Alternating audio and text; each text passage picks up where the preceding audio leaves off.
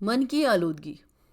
آج سے چند روز بیشتر ہم پولوشن کی بات کر رہے تھے اور ہمارا کہنا تھا کہ ساری دنیا آلودگی میں غرق ہو چکی ہے۔ اب یہ آلودگی نہ صرف انسانی زندگی بلکہ شجر حجر حیوانات کو بھی کھائے جا رہی ہے۔ اس کے دور رس نقصانات ہیں اور اس کے خاتمے کی طرف توجہ دینی چاہیے۔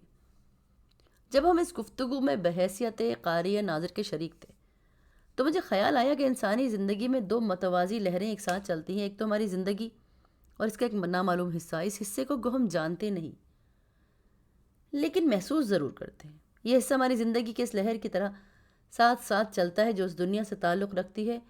اس وقت مجھے اپنے ان بابوں کا خیال آیا جن کا میں اکثر ذکر کرتا ہوں، وہ بابے جو پولوشن کے بارے میں خاصے محتاط ہوتے ہیں۔ انہیں اس بات کی بڑی فکر رہتی ہے کہ کسی بھی صورت میں آلودگی نہ ہونے پائے، اور وہ اس حوالے سے خاص اہتمام کرتے ہیں۔ جیسے یہ انٹرنیشنل پولوشن کمپینز سے پہلے کی بات ہے، جب ڈیروں پہ ایسا وقت آتا تھا کہ ڈیرے کا بابا اور اس کے خلیفے آلودگی کے خلاف اپنے آپ کو باقاعدہ اور بطور خاص اہتمام میں مصروف رکھتے تھے۔ آنے جانے والوں کو اس کی بابت آگاہ کرتے تھے۔ جو انسان کی اندرونی زندگی سے تعلق رکھتی ہے، ان بابوں کا باہر کی پولوشن سے زیادہ تعلق نہیں ہوتا۔ ان بابوں کا خیال ہے کہ جب تک انسان کے اندر کی آلودگی دور نہیں ہوگی، باہر کی آلودگی سے چھٹکارا کرنا مشکل ہے۔ جب تک انسان کے اندر کی معیشت ٹھیک نہیں ہوتی، وہ باہر سے جتنے بھی قرضہ لیتا رہے، باہر کی معاشی حالت درست نہیں ہو سکتی۔ اس لیے اندر کی طرف زیادہ توجہ دینی چاہیے، اور ان بابوں کا خیال یہ تھا جو بڑا جائز تھا کہ ہماری بہت سی بیماریاں ہمارے اندر آلودگی سے پیدا ہوتی ہیں۔ وہ کہا کرتے تھے کہ دل کے قریب ایک بہت بڑا سا تاقچہ ہے اور اس تاقچے کے اندر بہت گہرے گہرے راز ہیں۔ ان درازوں کو نکال کر اوندھا کر کے صاف کرنے کی بڑی ضرورت ہے، کیونکہ ان میں عرصہ دراز سے جالے لگے ہیں تو کہیں چوہے کی مینگنی، کہیں کہیں کی خرابیاں پیدا کر رہی ہیں۔ اب آپ لوگ یہ سمجھ رہے ہوں گے کہ جی آپ کے دل کا والو بند ہو رہا ہے۔ دیکھیے، ظاہر کی زندگی میں تو یہی تصور ابھرتا ہے۔ دل کی نالیاں بند ہو جانے کی وجہ یہ ہے کہ ان کے ارد گرد آلودگی جمع ہو جاتی ہے، اور وہ خطرناک حد تک جمع ہوتی ہے۔ انسان کو اس کا پتہ ہی نہیں چلتا، اور انسان خود کو چنگا بھلا ٹھیک ٹھاک سوچتا ہے، مگر اس کے دل کی آلودگی بڑھتی جاتی ہے۔ تو خواتین و حضرات، دل کی آلودگی جاننے کے لیے تو ایک اور طرح سے جھانکنے کی ضرورت ہوتی ہے، وہاں نگاہ ڈالنے کے لیے ایک اور زاویہ نظر سے دیکھنے کی ضرورت ہوتی ہے۔ ان بابوں کا خیال یہ ہے کہ نفرت کی وجہ سے ہیپیٹائٹس بی پھیلتی ہے۔ اب اس بیماری کا سبب شدید نفرت ہے۔ پہلے یہ بیماری اتنی عام نہیں تھی۔ ایک وہ زمانہ تھا جب پاکستان نیا نیا بنا تھا، ہم جوان تھے، تب بڑی خوشی کے ساتھ گھومتے تھے۔ جب ہمیں کوئی کار بڑی خوبصورت لگتی تو اس کو ہاتھ لگاتے تھے، بڑے خوش ہو جاتے تھے۔ ہم نے مال روڈ پر کتنی خوبصورت کاروں کو ہاتھ لگایا، اور ہمیں تب معلوم بھی نہ تھا کہ جیلس بھی ہوا جاتا ہے، برداشت نہیں ہوتا۔ ابھی کیفیت ہے کہ والد بیٹے سے اور بیٹا والد سے حسد کرتا ہے۔ رستم اور سہراب کی طاقت شہرت اس کی نام سوری سے حاسد تھا۔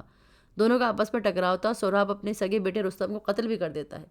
اب دیکھیے، آدمی کو پتہ ہی نہیں چلتا کہ اس کی شدید نفرت اسے خود کھائے جا رہی ہے، کیونکہ اس نے اپنے اوپر عجیب طرح کا خول چڑھایا ہوتا ہے۔ بدنیتی نہیں ہے، مگر معاشرتی تقاضوں کا بدولت ایک ہی خول اس پہ چڑھ جاتا ہے۔ بہت بڑے آرٹسٹ خدا بخشے زوبی ہوتے تھے، ان میں سے ایک دفعہ ایک بلوچ جاگیردار نے تصویر بنوائی۔ جب ان جاگیردار صاحب کی خدمت میں وہ تصویر پیش کی گئی تو انہوں نے کہا کہ اس میں تو میری شکل ہی نہیں ہے، یہ تصویر تو میری لگتی ہی نہیں ہے۔ وہاں ان کے جو 15-20 ہواری بیٹھے تھے، انہوں نے بھی کہا جی سائیں، یہ تو شکل آپ سے ملتی نہیں ہے۔ اب وہ آرٹسٹ بڑے شرمندہ ہوئے، ان کی طبیعت پہ بڑا بوجھ ہوا۔ وہ تصویر واپس لے آئے۔ کراچی میں ان دنوں ان کے فن پاروں کی نمائش تھی، تو انہوں نے اس نمائش میں تصویر کے نیچے جاگیردار کا نام مٹا کے لکھ دیا چور۔ اب ان صاحب کو اس بات کی خبر پہنچی، وہ اپنا تلوار وغیرہ لے کر بھاگے۔ انہوں نے آ کر تصویر دیکھی، اس کے نیچے چور لکھا تھا۔ بڑے سخت لہجے میں آرٹسٹ سے گویا ہوئے کہ تمہاری ایسی حرکت کرنے کی جرت کیسے ہوئی؟ تمہیں شرم نہ آئی یہ سب کرتے؟ تو آرٹسٹ نے کہا جناب، یہ تو آپ کی تصویر ہی نہیں ہے۔ آپ نے خود کہا تھا، آپ کے دوستوں نے کہا تھا کہ آپ اس تصویر سے ملتے ہی نہیں، آپ کی شکل اس تصویر سے ملتی ہی نہیں۔ آپ کے حواری بھی سب یہی کہہ رہے تھے، تو حضور آپ کی تصویر نہیں ہے تو برا کیوں مان رہے ہیں؟ آپ نہ میرے اوپر کوئی کلیم کر سکتے ہیں، نہ مقدمہ کر سکتے ہیں۔ جاگیردار صاحب نے کہا بھائی یہ پکڑو پیسے، یہ تصویر مجھے دو، اور 32,000 روپے دے کر بغل میں تصویر دبا کے چلے گئے۔ تو خواتین و حضرات، انسان کو پتہ چلتا ہی نہیں کہ وہ چور ہے یا سعاد ہے، نیک ہے یا بد ہے۔ وہ چاہے جتنی بھی کوشش کر لے، اس پر اپنی اصلیت ظاہر نہیں ہوتی، کیونکہ اس کے پاس مراقبے کا کوئی ذریعہ نہیں ہوتا۔ اپنے آپ کو فیس کرنے کے بعد ہی خوبیاں اور خامیاں آیا ہوں گی، انسان اپنی خرابیاں دور کر سکے گا۔ دیکھیے، جب آپ کو پتہ چلتا ہے کہ آپ کے چہرے پہ ایک پھنسی ہوئی ہے تو وہ آپ کو ڈسٹرب کرتی ہے، لیکن جب وجود کے اندر روح کے کوئی اندر بیماری آتی ہے تو اس کا علم آپ کو نہیں ہوتا۔ ہماری آپا صالح کہتی تھی، خدا بخشے انہیں، کہ اشفاق، یہ جو کائنات اللہ نے بنائی ہے نا، اس میں ہر طرح کے انسان ہیں، جھوٹے ہیں، بے ایمان ہیں، دغا باز، سچے، نیک ہیں، معصوم ہیں، بھولے ہیں، چور ہیں، درویش ہیں، مکار ہیں، ہر طرح کے انسان ہیں۔ بڑی لمبی فہرست گنوا کے کہتی ہیں کہ خدا کا شکر ہے ان تمام انسانوں میں سے میں نہیں ہوں۔ اب یہ دیکھیے جناب، مجھے یہ بتائیے، انہیں پتہ ہی نہیں چلتا تھا کہ انہوں نے جتنی قسمیں گنوائی ہیں وہ ان سے باہر جا ہی نہیں سکتی، ہم ان میں سے کچھ نہ کچھ تو ضرور ہوں گے۔ تو ہمارے بابے ایک بات پہ زور دیتے تھے، ان کا فرمان تھا کہ جی اپنے دل کے دراز کے جو مختلف کونوں میں گلدستے پھینکے ہوئے ہیں نا، جو عقیدت کے گلدستے ہیں، ان کو نکالو اور باہر پھینکو، کیونکہ وہ سڑ جاتے ہیں، ان کی بدبو بڑی شدید ہوتی ہے۔ اب آپ لوگوں کو پتہ ہے نا کہ جب گلدستہ پانی میں کافی دیر پڑا رہے تو اس کے اندر سے بو ہوتی ہے، اور وہ اتنی بو ہوتی ہے کہ سنبھالی نہیں جاتی۔ تو بابے کہتے تھے کہ ان بوسیدہ گلدستوں کو نکال کر پھینکنا بہت ضروری ہے۔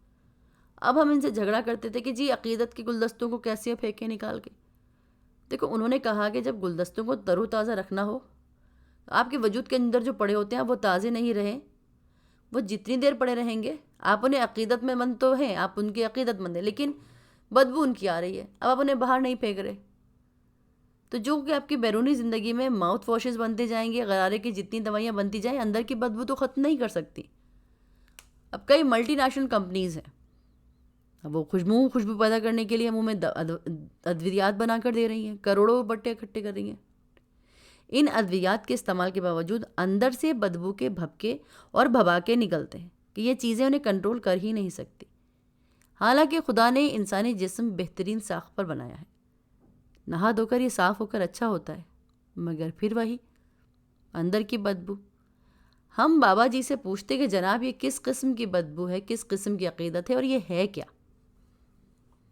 فرمانے لگے، مثال کے طور پر تم نے ایک گلدستہ بنایا سجادہ، اس گلدستے کا نام تم نے لکھا کہ مسلمان آپس میں بھائی بھائی ہیں، اب وہ گل سڑ گیا ہے، آپ نے تسلیم ہی نہیں کیا کہ مسلمان بھائی بھائی ہیں، لیکن دکھانے کے لیے گلدستے کے طور پہ رکھ لیا اور گلنے سڑنے دیا۔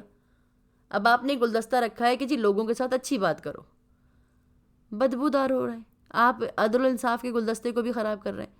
دیکھیے جو گلدستہ خراب ہوتا جا رہا ہے نا، اور جو سب سے زیادہ خراب ہو رہا ہے وہ ہے بے انصافی۔ انسان نے عدل سے منہ ہی موڑ لیا ہے، حالانکہ انسان اور خاص طور پر مسلمان کے سارے نظام کی عدل بنیاد، ہر جگہ ہمیں عدل کرنے کا حکم ہے۔ آپ کسی کی شکل سے نفرت کرتے ہوئے بھی کسی کو انصاف کی فراہمی روکنے کے مزاج نہیں ہے۔ اسلام کہتا ہے کہ تم کسی سے محبت کرو نہ کرو، لیکن اس پہ مواخذہ نہیں کر سکتے، لیکن بے انصافی اور عدل نہ کرنے کر کیا جواز؟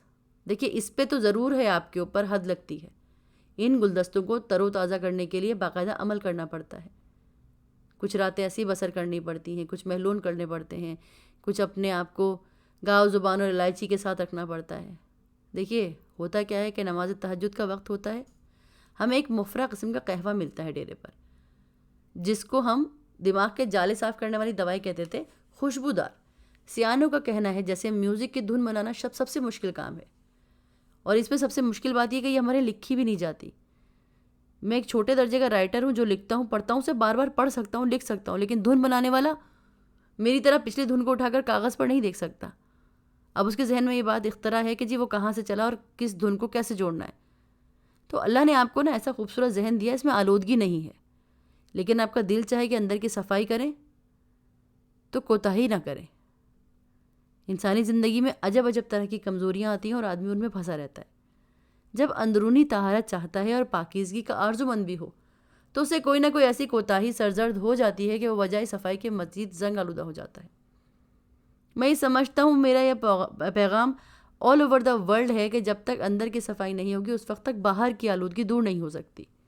آپ روز شکایت کرتے ہیں، آئے روز آپ کہتے ہیں ٹو دا ایڈیٹر کہ دیکھیں ہمارے گھر کے آگے گندگی پڑی ہے، ہمارے محلے میں گندگی ہے، اور دل سے آپ کی آرزو نہیں ہوتی کہ صفائی ہو، کیونکہ آپ نے طے ہی نہیں کیا کہ آپ نے صفائی کرنی ہے۔